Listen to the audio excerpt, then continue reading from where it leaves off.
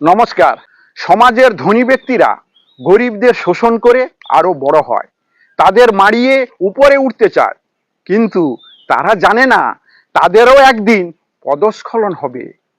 কবি সুকান্ত ভট্টাচার্য তার বিখ্যাত সিঁড়ি কবিতার মাধ্যমে তা তুলে ধরেছেন। কবিতা সিঁড়ি, কবি সুকান্ত ভট্টাচার্য। আমরা সিঁড়ি, তোমরা আমাদের মারিয়ে প্রতিদিন অনেক উঁচুতে উঠে যাও, তারপর ফিরেও তাকাও না পিছনের দিকে। তোমাদের পদধূলি ধন্য আমাদের বুক পদাঘাতে ক্ষতবিক্ষত হয়ে যায় প্রতিদিন, তোমরাও তা জানো।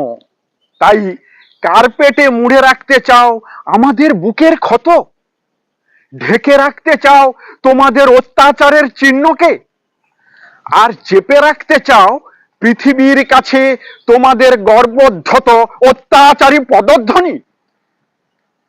তবু আমরাও জানি চিরকাল আর পৃথিবীর কাছে চাপা থাকবে না আমাদের দেহে তোমাদের এই পদাঘাত। আর সম্রাট হুমায়ুনের মতো একদিন তোমাদেরও হতে পারে পদস্খলন, হতে পারে পদস্খলন। নমস্কার।